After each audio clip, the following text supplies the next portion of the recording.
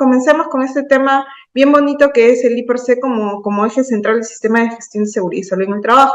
Y antes de pasar a la siguiente diapositiva, hemos tratado de colocar el tema que dice como eje central del sistema de gestión de seguridad y salud en el trabajo, debido a que de nuestro I+C nace todo, ¿no? Nace nuestro programa de capacitaciones, nuestro programa anual de actividades, debido también nuestro programa de monitoreos ocupacionales, ¿no? La vigilancia médica, los controles que podamos tener en nuestro día a día, ¿no? Entonces, de nuestro I+C nace todo eso. Entonces, nosotros tenemos que tener claro y saber correctamente hacer un I+C y transmitir ese conocimiento a nuestros trabajadores, a nuestros colaboradores, porque son también ellos los que van a participar de la elaboración, de la actualización de la matriz I+C. ¿Listo? Entonces vamos a ver un poquito de legislación, ya sé que la norma es bien pesada, pero tenemos que conocer de dónde nacen estos principios o de dónde viene el I+C. La primera es de nuestra ley madre, ¿no? Que es la 29783, que es la Ley de Seguridad y Salud en el Trabajo, junto con su reglamento. A partir de ello, también la ley fue modificada, ¿no? Tenemos la ley 30222, que también fue modificada en algunos puntos a la ley 29783. Y tenemos nuestra resolución ministerial 050-2013 que aprueba los formatos referenciales que vamos a contemplar, que contemplan pues la información mínima que debe contener todos nuestros registros obligatorios, ¿no? Que sabemos que son 8 registros obligatorios. Ahora, dentro de la resolución ministerial 050 también vamos a encontrar 3 metodologías para poder utilizar, ¿no? Que nos indican, nos dan estas 3 metodologías, las cuales podemos utilizar para poder elaborar nuestros I+C. Vamos a ver una de las metodologías que mayormente utilizamos en varios servicios de mantenimiento del sistema de gestión de seguridad y salud en el trabajo que llevamos aquí en QHC. Entonces vamos a mostrarles, vamos a hacer un ejemplito de una metodología para que podamos entender bien cómo hacer y vamos a ver que en esta metodología que vamos a utilizar se reflejan todas las 7 consideraciones que nos pide la normativa para poder elaborar un I+C, nos la da esta metodología. Así, prácticamente ya limpio, ¿no? Solo para que nosotros coloquemos todo, ¿ya? Un poco de definiciones, y acá les voy a pedir la participación a todos, ¿no? Primero, el peligro. ¿Qué es un peligro? Comenzando con la normativa, ¿no? El peligro nos dice que es cualquier situación o característica intrínseca de algo que es capaz de ocasionar daño tanto a las personas, equipos, procesos y ambientes. Y mi pregunta va, ¿identifican algún peligro? A ver, en su puesto de trabajo. A ver, chicos. Por acá tengo los participantes. A ver el chat, voy a abrir el chat porque también pueden, si no pueden activar su micrófono, por favor les pido que estén activos en el chat. ¿Ya? A ver, ¿qué es un peligro? O identifíquenme un peligro en su puesto de trabajo de acuerdo a las actividades que realizan. A ver, por favor. ¿Nadie por ahí? Trabajo en altura, muy bien, ya, ok. Una silla, puede ser, claro. Cables fuera de sitio, que es una condición, ¿cierto? Una condición, una situación. Equipos en movimiento, muy bien. El polvo también, las escaleras. Cortantes. Objetos cortantes, punzocortantes, como lo dijo Daniel, está bien. Perfecto, entonces tenemos claro lo que es un peligro, ¿ya? Y cuando hablamos de identificación de peligros, es lo que estamos haciendo, ¿no? Identificando los peligros, ¿no? Es el proceso por el cual se localiza y se reconoce que existe un peligro, ¿no? Y se van a definir cuáles son las características de este peligro. Para ello tenemos pues, nuestros órganos de los sentidos, que son las vías de entrada, ¿no? Por donde vamos a poder identificar la vista, el oído, el olfato, el tacto, ¿no? Entonces, son todas nuestras vías de entrada para nosotros poder identificar un peligro, ¿no? Entonces, por ahí estamos identificando. Cuando me dicen cables eléctricos expuestos, polvo, es porque ustedes lo han visto, ¿no? Es porque ustedes lo han visto. El polvo es porque lo hemos sentido con el olfato, el espacio confinado, el ruido porque lo hemos escuchado, ¿no? Y ahí que tenemos toda la vida de entrada, nuestros sentidos. Y el riesgo, a ver, el riesgo va a ser la probabilidad, pues, de que este peligro, pues, se materialice. ¿Alguien me puede decir un riesgo, por favor? A ver, identifiquemos, ya hemos identificado nuestros peligros, ahora vamos a ver los riesgos. Si me dicen cables eléctricos expuestos, ¿cuál es su riesgo? Muy bien, ahí por el polvo, la exposición al polvo, ¿no? Atropellos, caída a distinto nivel. La fractura, ahí vamos, ahí me dicen fractura como riesgo. ¿Sería un riesgo la fractura?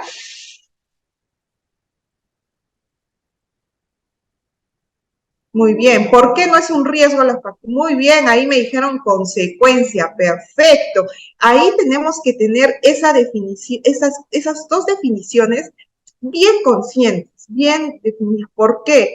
Porque el riesgo es la probabilidad, ¿no? Y la consecuencia es lo que te puede pasar si sucede. O sea, si el riesgo, si el peligro se materializa, ¿no? La consecuencia es la lesión, claro. El riesgo no es la fractura, ¿no? Es la exposición, es la caída de repente a distinto nivel, ¿no? La exposición a la caída. La fractura ya viene en la consecuencia. Bien, chicos, muy bien. Tenemos esos conceptos entonces bien claros para poder elaborar o para poder realizar nuestro IPRC.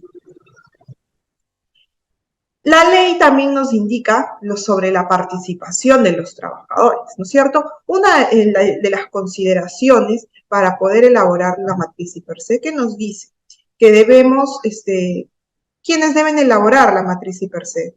Deben elaborarla con la participación de los trabajadores y de los representantes de los trabajadores. Obviamente de una persona también técnica en la elaboración, ¿no? O sea, puede ser el supervisor SOMA, el PDR, el prevencionista, junto con los trabajadores, también junto con el comité de seguridad, ¿no es cierto? El comité de seguridad también participa de la elaboración. Ahora, si yo les digo, por ejemplo, porque me ha pasado, me dice, no, la participación de los trabajadores está mediante el comité de seguridad y salud en el trabajo. ¿Está bien dicho? Hablando del IPRC. Si me dicen ¿por qué no? Hola, hola, José por aquí. Sí, ¿cómo estás, Giuseppe? Dime. Sí, pienso que no porque el comité es el que va en práctica a, ¿cómo se llama? A revisar y a aprobar el IPRC. Muy bien, claro, porque una de las funciones, ¿no?, del comité es la aprobación de todos los documentos de seguridad y salud en el trabajo, ¿cierto? Entonces el comité también revisa las matrices IPRC y ahí está su participación. Pero la participación de los trabajadores, o sea, de las personas que realizan, es aparte, ¿no es cierto? Entonces tenemos que tener tanto la participación de los trabajadores, la participación del Comité de Seguridad y Salud en el Trabajo, que forma parte de su revisión, de su aprobación, ¿no?, mediante un acta de reunión, y también la participación de la persona experta en materia de seguridad y salud en el trabajo, ¿no? Es en conjunto, claro, tiene que ser en conjunto, ¿no es cierto?, como dice el IADES. Muy bien, chicos, muy bien. Entonces, sigamos. Ya hemos hablado de la participación, de los peligros, de los riesgos, la identificación. Pasemos a este punto de definición que nos habla de la evaluación inicial de los riesgos, ¿no? Como estamos hablando, como hemos venido hablando, la ley también nos indica, y en el Decreto Supremo 002-2020-TR, que modifica el artículo 77, justamente el artículo que nos habla de la matriz IPRC, nos indica que la identificación de los peligros y evaluación de los riesgos es elaborada y actualizada periódicamente, ¿no?, sin exceder el plazo de... Ahora, se realice en cada puesto de trabajo. O sea que la normativa nos está indicando que la matriz I per se debe elaborar por puesto de trabajo, ¿no? Y con la participación del personal competente en consulta con los trabajadores y el comité de seguridad. No dice o el comité de seguridad, no dice y el comité. Entonces, es en conjunto con todos ellos, ¿ya? Entonces, hay que tener claro que debemos mantener actualizada la matriz I per periódicamente sin exceder en plazo de un año. ¿Qué quiere decir? A ver,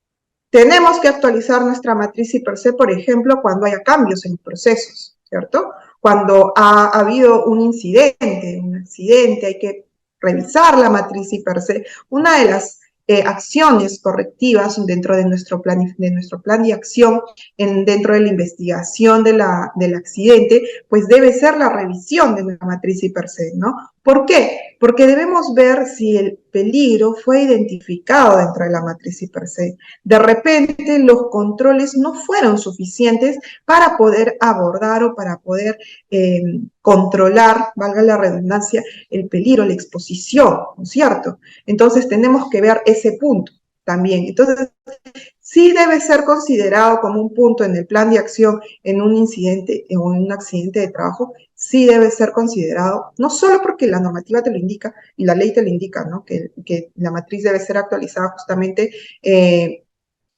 periódicamente, y justamente uno de los puntos es cuando suceda un incidente o un accidente, ¿no? Entonces, si no, porque también debemos ver si está identificado, de repente se le pasó a los trabajadores, se le pasó al comité, se le pasó al supervisor que no se identificó, o es un nuevo peligro. Y sí, ha pasado, y me ha pasado cuando hemos hecho la revisión de las matrices I per anualmente que se realizan, que, por ejemplo, aparece un puesto de trabajo nuevo, ¿no? ¿Por qué? ¿Puede aparecer un puesto de trabajo nuevo en la empresa? Por supuesto, puede conocer. Y entonces se tiene que hacer de nuevo la revisión, se tiene que hacer de nuevo la identificación, la participación y todo. Entonces hay que revisar periódicamente nuestras matrices. ¿Qué nos dice también el decreto supremo? ¿No? ¿Cuáles son estas 7 consideraciones? Porque nos habla de 7 consideraciones que debemos tener para poder elaborar una matriz I per para poder actualizar la matriz I per Entonces, lo primero que tenemos que tener en cuenta son todas las actividades rutinarias, no rutinarias y de emergencia. Las actividades rutinarias, pues, son las que nosotros realizamos día a día. Las actividades no rutinarias, pues, son las que realizamos de repente una vez al mes, una vez cada 2 meses, una vez cada 3 meses, ¿no? Entonces, esas actividades también deben estar identificadas porque forman parte de nuestro puesto, o sea, forman parte de la actividad que nosotros realizamos. Específicamente no la realizamos todos los días, pero en el transcurso de todo el año, de todo nuestro trabajo, la vamos a realizar. Y las actividades de emergencia, ¿no? Sismos, de repente estamos expuestos a lluvias, ¿no? Entonces, todas esas actividades de emergencia que se pueden dar en el transcurso también deben ser identificadas porque también debemos tener controles. Por ejemplo, tenemos nuestro plan de emergencia, nuestra capacitación de las brigadas, tenemos que tener brigadas dentro de nuestra empresa, ¿no? Todo ello tenemos que capacitar. Enfermedades endémicas también, ¿no? Todo, y son puntos, es dependiendo, justamente, gracias Daniela por poner ese punto, porque es dependiendo del puesto de trabajo, del lugar de trabajo que estás, en donde estás. Por ejemplo, las actividades de emergencia aquí en la costa no van a ser las mismas de las de la selva, ¿cierto? ¿Por qué? Porque son 2 lugares diferentes. Entonces hay que tener en cuenta también en qué lugar estamos trabajando. Pueden ser el mismo puesto de trabajo de repente, pero uno está acá trabajando en Lima y el otro está trabajando en Tarapoto, ¿no? Entonces son 2 lugares totalmente diferentes. Entonces se tiene que identificar los peligros de acuerdo también a ello. Hay que tener en cuenta todo ello. También, y vamos a este punto, ¿no? Donde nos explica, por supuesto, Por supuesto, Robert. Donde nos indica las condiciones de trabajo existentes y previstas y la posibilidad de tener personal sensible o algún factor de riesgo. También hay que considerar ello, los factores de riesgo, ¿no? Y estos factores de riesgo van a ir de la mano a la vigilancia médica de la salud, ¿no? Porque quién hace el seguimiento de los factores de riesgo que tiene nuestro personal? El área de seguridad, no, el área de salud, el, todos los médicos ocupacionales, y ahí vienen todo lo de los exámenes médicos y todo ello. Ahora, también hay que tener en cuenta el medio ambiente de trabajo o la organización del trabajo, ¿no? Medio ambiente de dónde estamos trabajando. Como les decía, Lima, Tarapoto, de repente Cusco, Cajamarca, Trujillo. Exactamente, gestantes, personas con discapacidad, hablamos de los factores de riesgo, porque ahí se muestra cuáles son los factores de riesgo. Las mujeres gestantes, personal con discapacidad, con algún medio, personal con obesidad, personal con de repente, algún malestar cardíaco, ¿no? Esas son condiciones y factores de riesgo. ¿Quiénes lo identifican ello? Los médicos ocupacionales. Es por ello que también la matriz I/C debe ser revisada, debe ser también junto con la participación del médico ocupacional. Entonces hay que ver esos temas, o sea, no solo una persona va a ser la matriz I/C, no, la matriz I/C debe estar elaborada en conjunto con todos los participantes, con todos los puntos que podemos tener acceso a esa matriz I/C, ¿no? También debemos tener, justamente hablando de las personas con factores de riesgo y con el personal gestante, acá viene el punto, que tenemos que poner medidas de protección en situación también de discapacidad, evaluar cuáles son los factores de riesgo para la procreación, el enfoque de género y protección a las trabajadoras y adolescentes. Acá hablamos de la procreación, ¿no es cierto? ¿Por qué? Porque hay personal femenino que, por ejemplo, trabaja en planta o trabaja expuestos a productos o materiales peligrosos, ¿no? De repente trabaja muchas horas de pie, entonces hay que considerar cuáles son los controles si tengo personal femenino trabajando en estos puestos de trabajo, porque de repente, y si están en la edad obviamente indicada por el Ministerio de la Mujer, que se considera personal fértil o personal femenino que pueda gestar, ¿no? Entonces, tenemos que tener consideraciones para ello, sí, porque en cualquier momento pueden salir gestando, sí puede ser, ¿no? No es un hiper para mujer de edad fértil, sino que hay que considerar dentro del IPRC los controles y las medidas de protección para ellos, tanto para el personal con discapacidad, también para los riesgos, hay que ver cualquier riesgos tiene para la procreación y también el enfoque de género, ¿no? Se debe incluir, muy bien, sí, se debe incluir ello. También hay que considerar los resultados de las evaluaciones de los factores de riesgo, tanto físicos, químicos, biológicos, ergonómicos y psicosociales. Aquí, ¿de qué estamos hablando? De nuestros monitoreos ocupacionales. Por eso es muy importante que el informe del monitoreo ocupacional sea llevado, sea informado, no tanto al comité como tanto a los trabajadores, ¿para qué? Para que podamos ver cuáles son las recomendaciones, cuáles son las conclusiones de los monitoreos ocupacionales y se pueda incluir esas recomendaciones, esos controles dentro de la matriz I/C.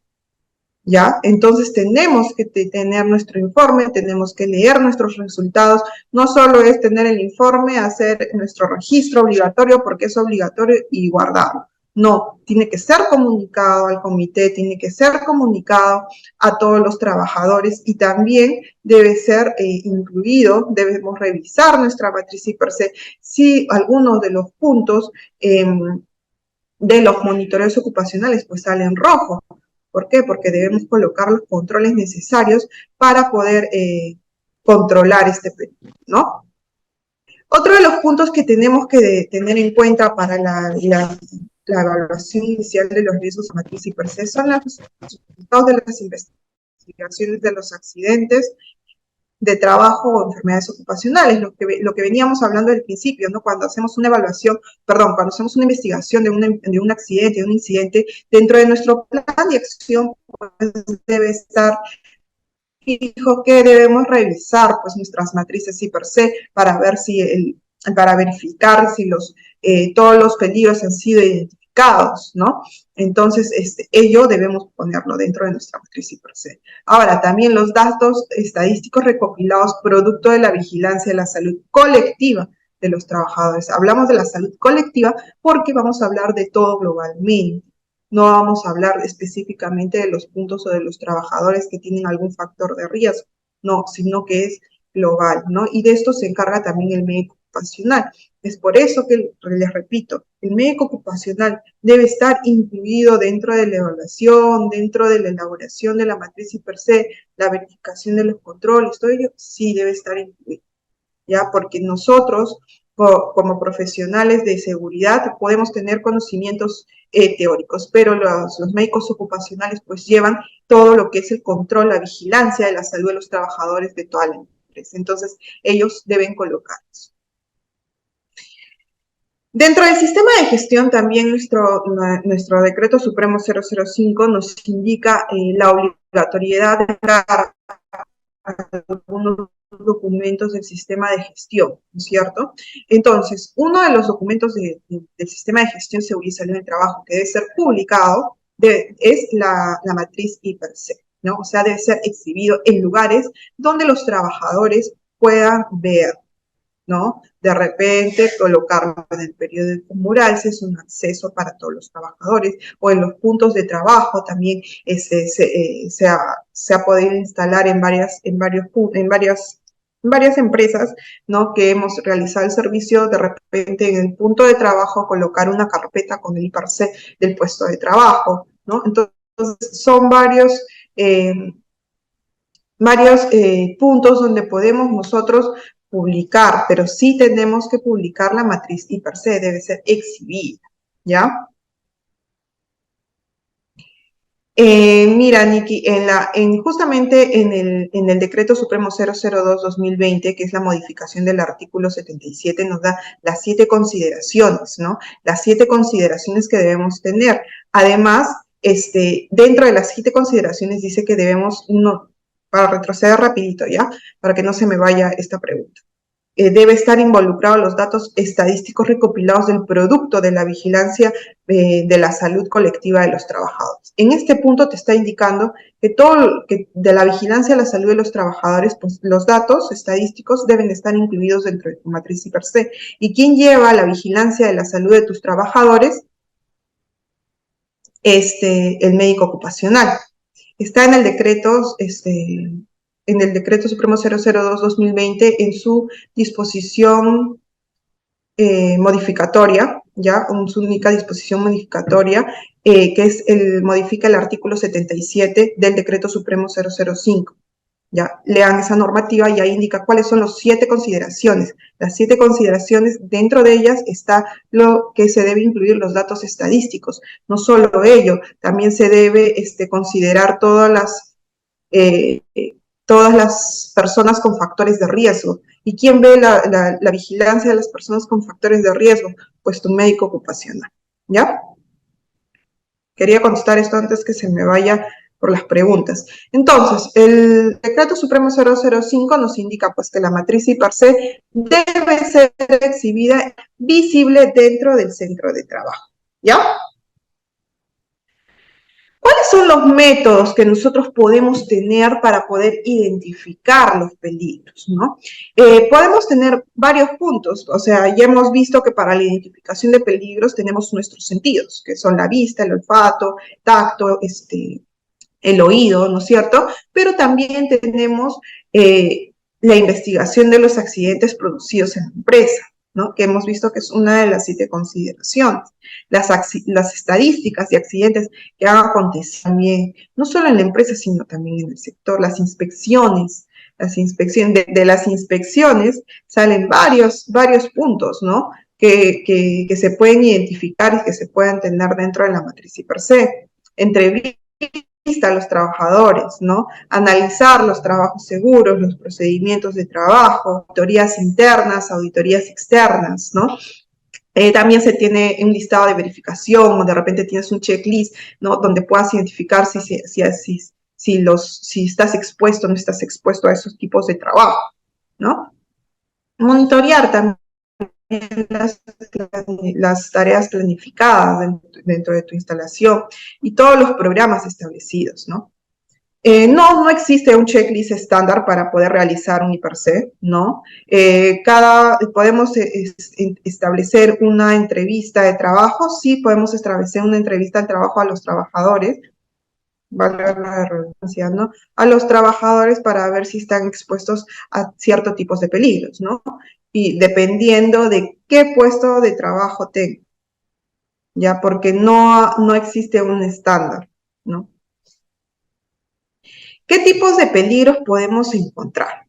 Están los peligros locativos, ¿no? Los peligros físicos, los peligros biológicos, químicos, ergonómicos, psicosociales, mecánicos y eléctricos, ¿no? Cada uno definido en las figuras, en un pequeño ejemplo en las figuras que hemos colocado, ¿no? Como les decía, existen varios tipos de peligros. Existen los peligros locativos, los peligros físicos, ¿no? Como son el ruido, los peligros químicos, los productos, de repente trabajamos con materiales peligrosos, los peligros biológicos, ¿no? Que no solo son los virus, sino que son también bacterias, ¿no?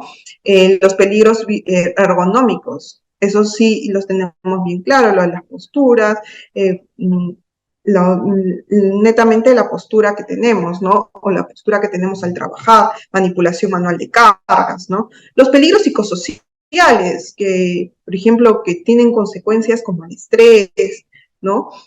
Entonces, los peligros mecánicos también cuando trabajamos con equipos mecánicos y los peligros eléctricos a los que estamos expuestos cuando trabajamos con energía peligrosa, ¿no? Sí, Nikki, el monitoreo es un control operacional, sí, un control. Ahorita vamos a hablar de los controles, ¿ya? Ahorita vamos a hablar de los controles.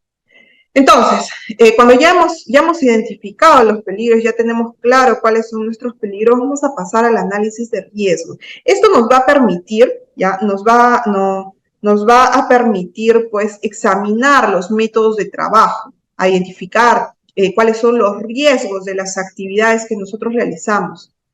Y esto nos va a permitir, pues, desarrollar medidas preventivas que van a resguardar el bienestar de todos los trabajadores, ¿ya? Entonces, tenemos que tener bien claro el lugar de trabajo, el espacio en el que se ubican las personas para que desarrollen unas funciones determinadas. Hablábamos del lugar, ¿no? De dónde estamos trabajando, en una planta, en un edificio, en una línea de ensamblaje, en una oficina, ¿no? Eso es lo primero que debemos identificar. De ahí el puesto de trabajo, ¿no? Que el puesto de trabajo va a ser el espacio o posición que un individuo ocupa dentro de una empresa. Puede ser almacenero, operador de telefónica, soldador, supervisor, operario mecánico, secretaria, ¿no? De repente ocupas un cargo supervisor SOMA, también es un puesto de trabajo, ¿no? Y también tiene sus peligros que se deben identificar, supervisor de obra, ¿no? Todos ellos son puestos de trabajo. El proceso, ¿cuál es tu proceso? ¿Cuál va a ser la secuencia de tareas que vas a realizar? ¿No? En el área de ventas, en el área de mantenimiento, en el área de administración, gestión de almacenes, puede ser en obras, ¿no? Entonces, todo ello también, o metalmecánico, en un proceso metalmecánico también. Todos esos son ejemplos de procesos, ¿no? Lo que es una secuencia de tareas. De ahí viene la actividad en sí que vas a realizar dentro de tu puesto de trabajo en tu proceso, ¿no? Por ejemplo, en el almacén, en la gestión de almacenes, el almacenero, la actividad que puede realizar es almacenamiento de insumos químicos, ¿no? Ese es un ejemplo de una actividad. ¿Qué va a ser la actividad? pues la actividad son distintas tareas, acciones ejecutadas por el trabajador gracias a su conocimiento, capacidad, voluntad propia frente a un objeto. Entonces, comencemos con el ejemplo del almacenero, de la gestión de almacenes del proceso, ¿no? Tiene el puesto de trabajo de almacenero. ¿Y qué va a ser su actividad? Almacenamientos de insumos químicos, ¿ya? Esa es una de las actividades. La tarea, que van a ser acciones que van a llevar a cabo y pueden ser parte de una actividad o simplemente también puede ser individual. Entonces, ya hemos visto que la actividad es almacenamiento de insumos químicos. Para el almacenamiento de insumos químicos, una de las tareas que puede ver, que va a haber dentro de esa actividad, pues es el trasvase de productos desinfectantes a otros recipientes de menor volumen. ¿Ya? Es un ejemplo, netamente, ¿ya? Entonces, vamos a seguir con este ejemplo. Recuérdenlo para poder llegar, ¿ya? Y el punto que tenemos que considerar, que varios han preguntado, es el factor de riesgo. Puede haber que no haya ningún factor de riesgo en el puesto de trabajo, sí, puede haber que no tengamos factores de riesgo. Pero también debemos considerar como factores de riesgo a personas mayores de 65 años y o con alguna comorbilidad, que puede ser sobrepeso, mal cardíaco, ¿no? Dependiendo de lo que indique el médico ocupacional. El embarazo también es un factor de riesgo si las mujeres gestantes y lactantes son consideradas como factores de riesgo. Y las personas con discapacidad que tienen que estar validadas por su carnet del CONADIS también se consideran dentro de los factores de riesgo. Que vamos a pasar ya a lo que nos dice cuáles son los riesgos asociados a los peligros identificados, o sea, la evaluación de los riesgos. Comenzando el webinar les dije que les íbamos a trabajar un método de la RM 050-2013 y es el método número 2, ¿ya? Donde vamos a ver cómo vamos a evaluar los riesgos según esta metodología. El riesgo siempre se debe evaluar, pues, por la severidad por la probabilidad que existe, ¿no? Entonces nos va a dar un valor de riesgo y con ello lo vamos a evaluar. ¿Cómo vamos a realizar esta ponderización de los riesgos? Por ejemplo, tenemos un peligro que vamos a identificar que es un virus, ¿no? El virus va a ser un peligro que puede estar presente en varias actividades que podamos realizar en el día. Ahora, la enfermedad de este virus puede causar múltiples afecciones que van a variar desde moderadas a severas o hasta fatales, dependiendo del sistema. Esto va a depender mucho del sistema inmunológico que de la persona. Hasta ahí no es un riesgo, ¿ya? El riesgo, ¿cuál va a ser? La probabilidad u oportunidad de que una persona pueda estar expuesta ya a este virus, o sea, va a ser la exposición al virus, ¿ok? Y la consecuencia, pues, va a ser va a depender muchas veces del sistema inmunológico de la persona, ¿no? Entonces, el riesgo va a ser la probabilidad, la exposición al virus, ¿ya? Entonces, hablamos de la metodología número 2. Para poder calcular la probabilidad, nos va a dar varios índices de los que vamos a hacer una sumatoria, ¿no? Para la determinación de la probabilidad de ocurrencia de un suceso o exposición peligrosa, está en función de 4 componentes de acuerdo a la siguiente relación, ¿no? La probabilidad, vamos a decir, que va a ser el índice de personas expuestas, que es el IP, más el índice de procedimientos de seguridad y salud en el trabajo existentes, que va a ser el IPE, ¿no? Procedimientos, el IPE, abajo me equivoqué un poquito. Después va a ser más el índice de capacitación y entrenamiento. ¿Qué es el índice de capacitación y entrenamiento? Si nuestro personal ha sido capacitado, si existe alguna capacitación previa, de repente tiene entrenamientos, qué sé yo, para trabajo en altura, o tiene entrenamiento de capacitación, es personal competente y capacitado para trabajar en espacios confinados, de repente, ¿no? Entonces, eso también va a ser evaluado, va a tener que ser una consideración dentro, ¿ya? Y más el índice de exposición al peligro, que vamos a ver cuántas veces estás expuesto al peligro. Diariamente, una vez al mes, una vez cada 2 años, cada 3 años, ¿no? Dependiendo si la la actividad es rutinaria, no rutinaria, ¿no? O de emergencia también. Entonces, estos 4 índices va a ser todo en conjunto, va a ser para poder hallar nosotros nuestra probabilidad, ¿ya? De ahí de la probabilidad vamos a ir con la severidad también, ¿no? Vamos a ir a la evaluación del riesgo. Esto se va a determinar la magnitud del daño establecido en una relación que va a ir directamente entre las consecuencias y la probabilidad, ¿no? Que la consecuencia en este caso va a ser la severidad. Entonces, hemos visto, vamos a ir por el número de índice, ¿ya? Vamos a ir del 1 al 3. Cuando hablábamos del índice para poder calcular la probabilidad, hablábamos de personas expuestas. Puede ir de 1 a 3 personas, que el índice va a ser bajo, va a ser 1, de 4 a 12 personas, donde ya va a ser medio, que va a ser 2, o si va a haber más de 12 personas expuestas al peligro. Aquí tenemos que ser bien claros de acuerdo al puesto de trabajo que estamos identificando, ¿ya? ¿Existen procedimientos? ¿Estos son satisfactorios y suficientes para la actividad? ¿O son parcialmente satisfactorios? ¿O no son, están buenos en elaboración, no son suficientes, ¿no? Hay que ver, hay que revisar los procedimientos ahí. O simplemente no existen. Entonces vamos a ir calificando de acuerdo a estas condiciones, ¿ya? En la capacitación, hablábamos si el personal estaba entrenado, si conoce los peligros a los que está expuesto, o sea, si conoce el peligro al que está expuesto y lo previene, ¿no?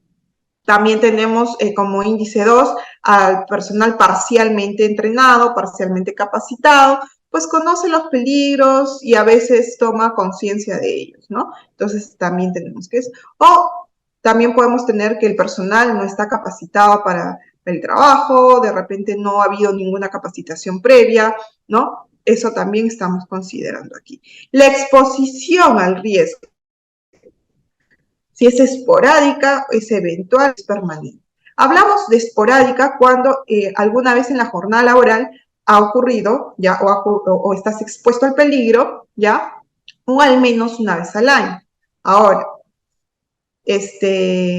eventualmente, varias veces en la jornada de trabajo, ¿no? O al menos una vez al mes.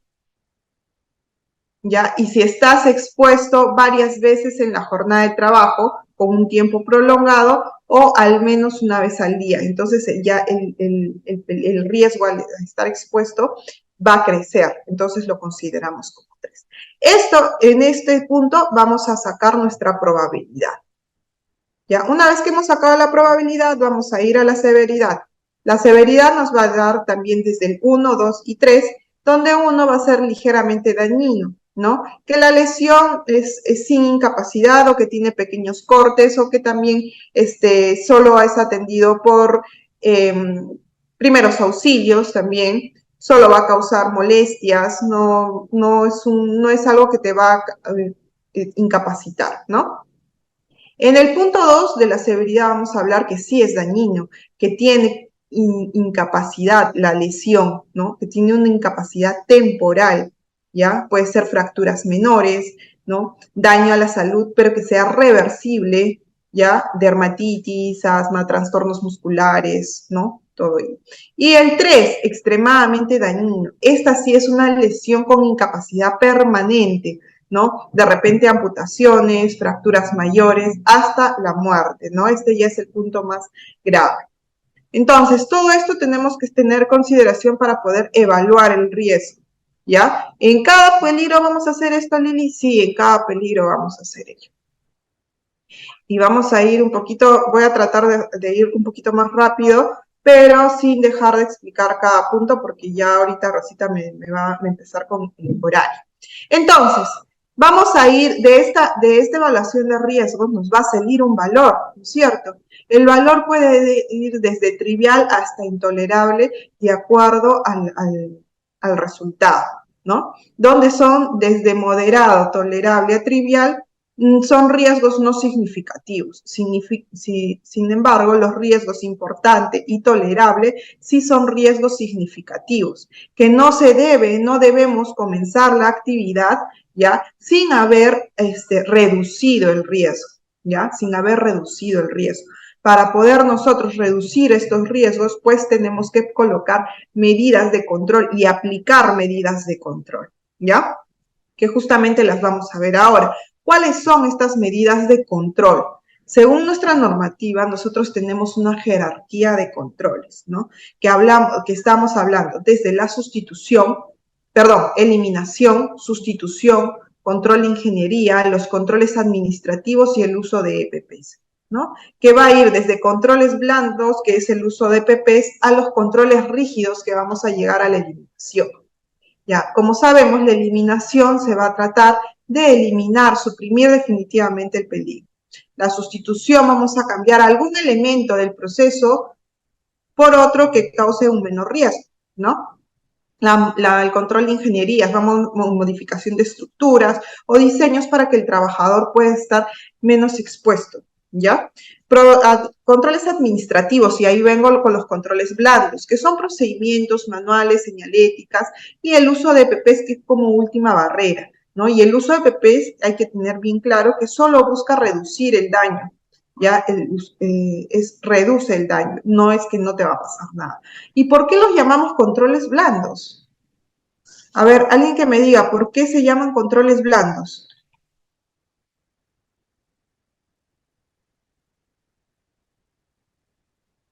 Estamos hablando de cuando hemos hecho la metodología, les dije que era la metodología número 2, que está en la RM 050-2013 de ER. Ya, a ver por ahí, eficacia baja, ya, por la magnitud de incorporación. No vamos por ahí, a ver.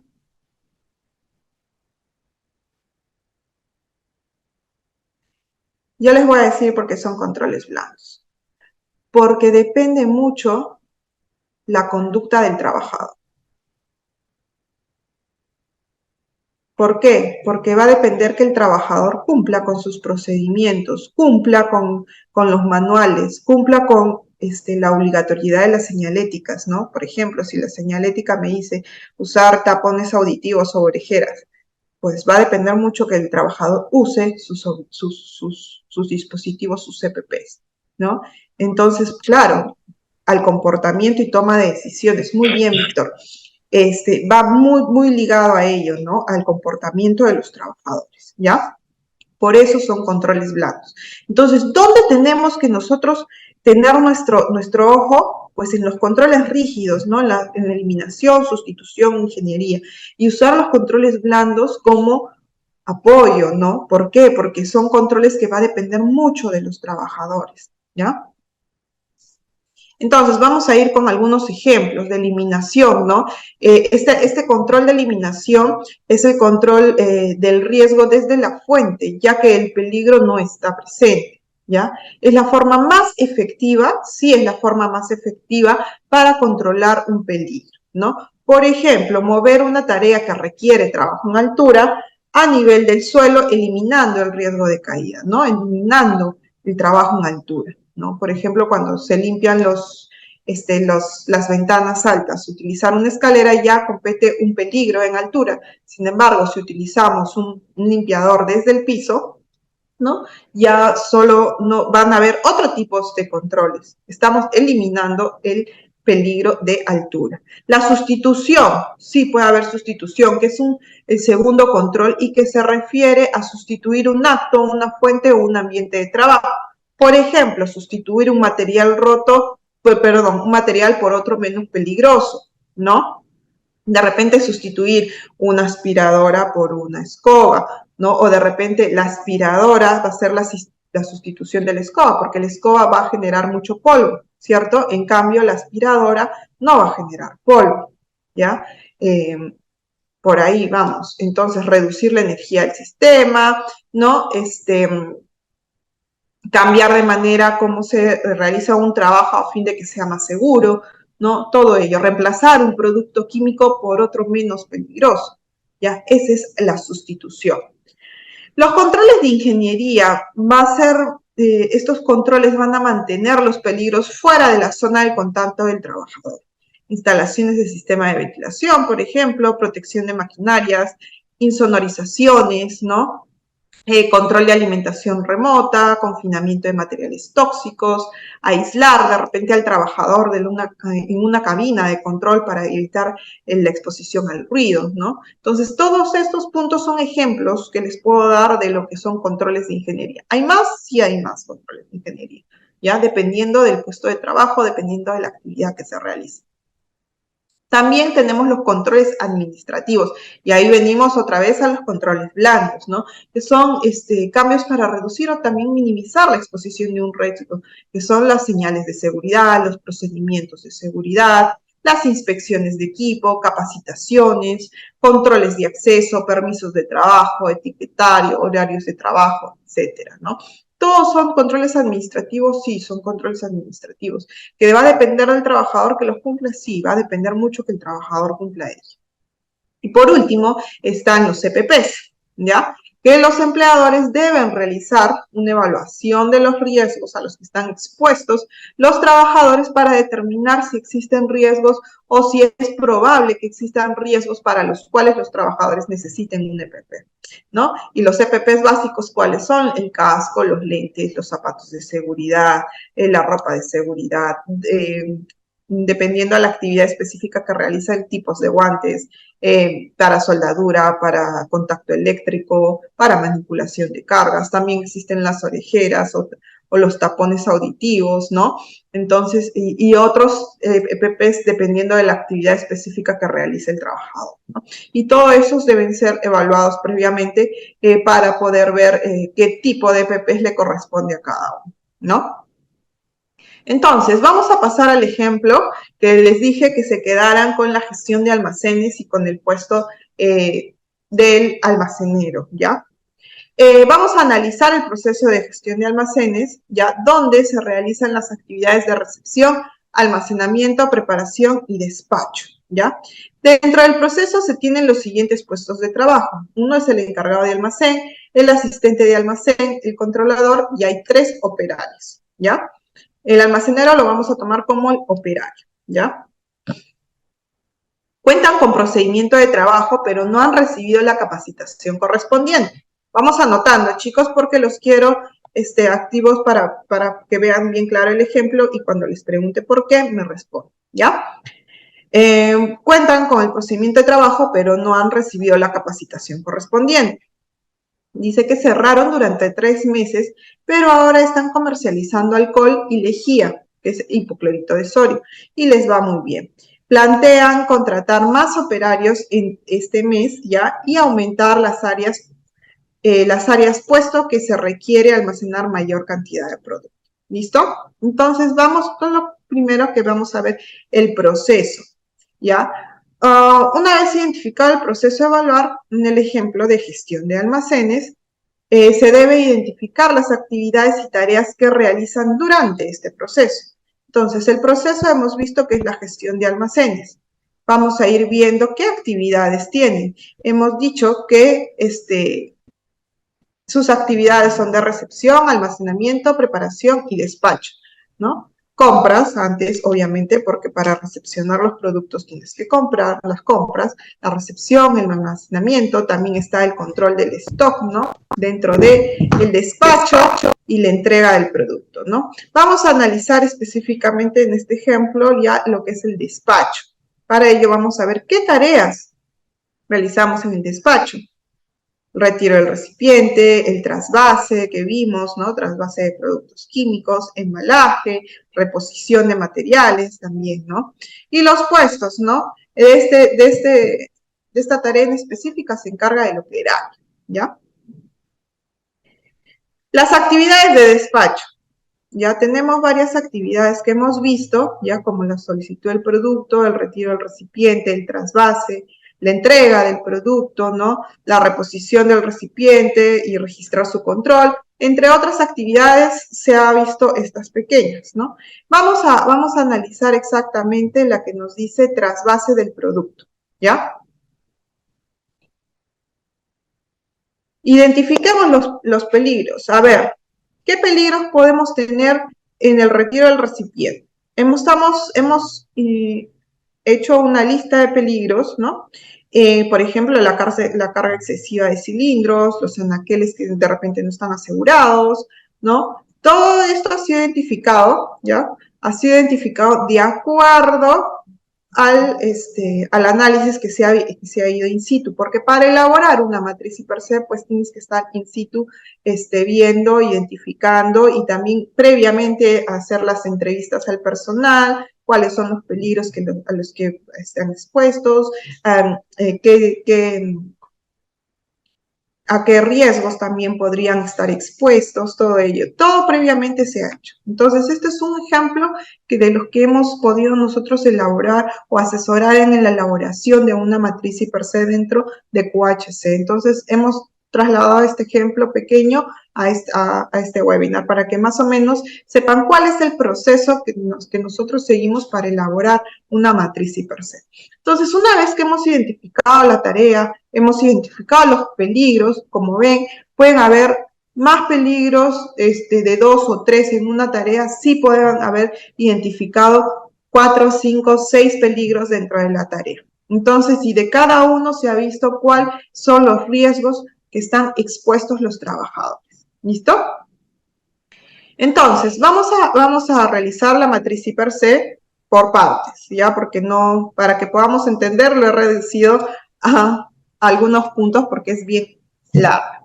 Entonces, dentro de la matriz, dentro de la metodología número 2, nos pide así, cada punto, ¿no? ¿Cuál es el lugar de trabajo? Que es el almacén, el puesto de trabajo, que es el operario, las empresas o terceros, o sea, si es la empresa misma que está realizando el trabajo o es una empresa tercera también, entonces colocamos que es la empresa, ¿no? El proceso, la gestión de almacenes, ¿cuál es la actividad? Despacho de insumos químicos. La tarea, el trasvase de productos desinfectantes. Es una actividad rutinaria, no rutinaria o de emergencia. Acá decimos que es una actividad rutinaria de todos los días, ¿no? De ahí, ¿tiene algún factor de riesgo? Ahora, por ejemplo, les he colocado aquí que sí, que puede tener un factor de riesgo. ¿Por qué? Porque dentro de los 3 operarios, una es mujer y está embarazada. Entonces, el factor de riesgo, sí. Si existe algún requisito legal, de ahí. ¿Se consideran los resultados de evaluaciones de los factores de riesgo? Pues sí, se tienen que considerar, ¿no? Se consideran dentro. ¿Ya? ¿Por qué? Porque las evaluaciones de los factores de riesgo se ha visto que se va a considerar a las mujeres embarazadas y qué controles van a aplicar para cada uno, ¿no? ¿Se consideran los resultados de las investigaciones y accidentes? Sí, se considera. Ahora, vamos ya a la segunda parte que nos dice, tipo de peligro, es un peligro químico, ¿no? ¿Por qué? Porque estamos hablando de productos químicos, específicamente, si no me equivoco, del hipoclorito de sodio, ¿no? El peligro, vamos a poner acá las sustancias químicas, el peligro va a ser el hipoclorito de sodio, ¿ya? El hipoclorito de sodio, sí. ¿Cuál va a ser el riesgo? El riesgo va a ser la probabilidad de exposición a salpicaduras o derrames, ya de repente a altas concentraciones, que produzca una quemadura o una intoxicación, ¿no? Y la lesión o posible deterioro a la salud va a ser pues los daños a la piel, las quemaduras, intoxicación, vómitos, desmayo.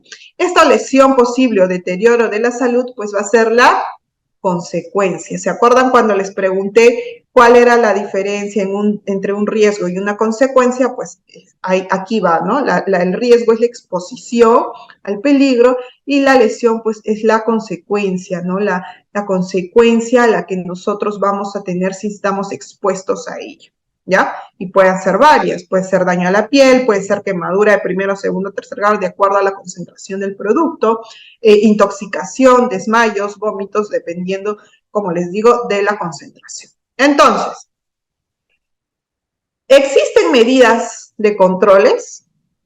Eliminación no existe ninguna, la sustitución tampoco. Control de ingenierías, estantes adecuados y asegurados, puede ser, ¿ya?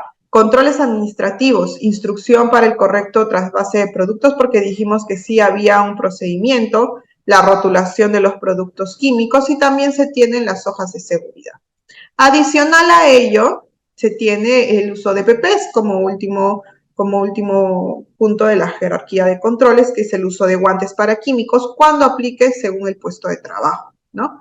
Entonces, vamos a la evaluación de los niveles de riesgo. En la 2. Ya, entonces vamos a la evaluación de los niveles de riesgo, donde dijimos que la probabilidad va a ser la suma, ¿no?, del índice de personas expuestas, de procedimientos, de capacitación y de exposición. Cuando hablamos de índice de personas expuestas y los operarios son 3 operarios, entonces colocamos 1, porque de 1 a 3 personas expuestas, nuestro índice va a ser 1. El índice de procedimientos existentes. ¿Por qué estamos colocando 2?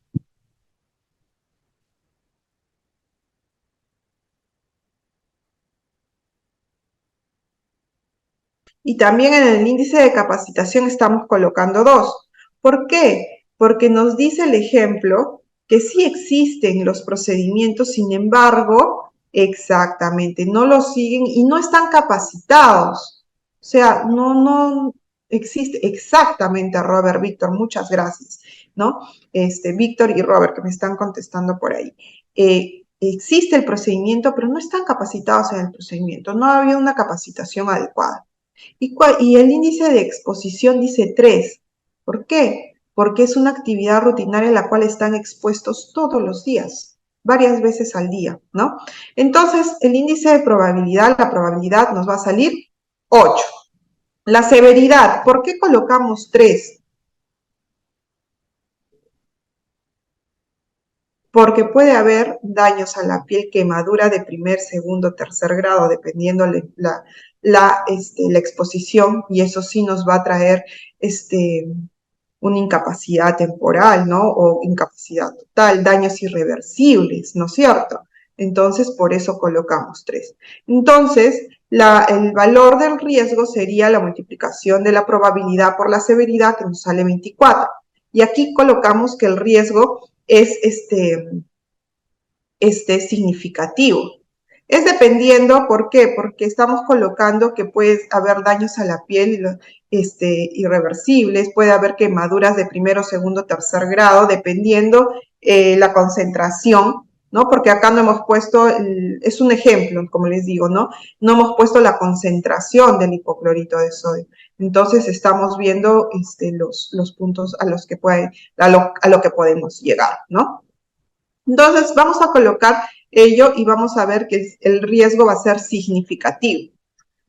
Entonces, al ser un riesgo significativo, indicamos que no debemos trabajar hasta poder bajar, ¿no? Bajar la concentración, la valoración del riesgo, ¿no?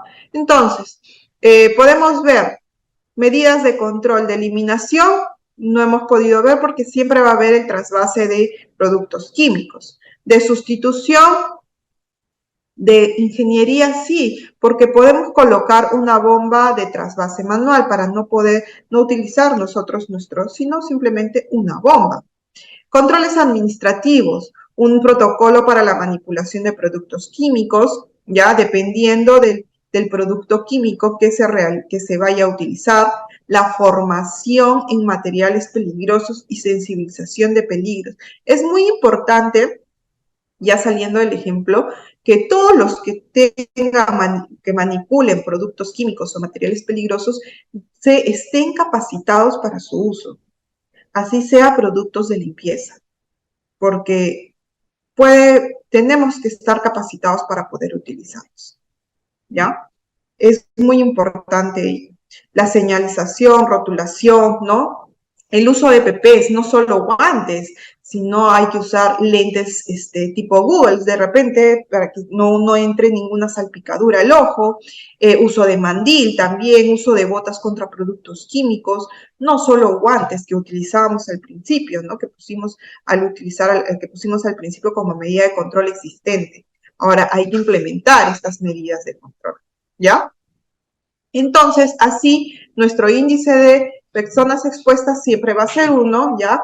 El índice de procedimientos existentes, ya estamos capacitando a nuestro personal sobre los procedimientos si se van a aplicar, pues también va a bajar ese índice de procedimientos, vamos a capacitar al personal y también va a bajar ese índice, pero el índice de exposición, ¿por qué no baja? Porque siempre vamos a estar expuestos a ese peligro, porque la actividad es todos los días y varias veces al día, ¿no? Entonces ese índice no va a bajar. Entonces, nuestra probabilidad en sí bajó. ¿Por qué? Porque ya es 6, ¿no es cierto? Ya no es 8. Y la severidad, ¿por qué bajó?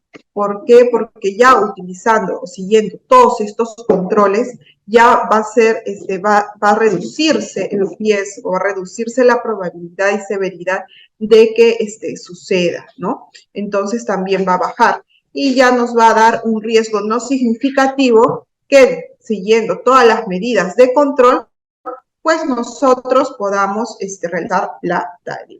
¿Listo?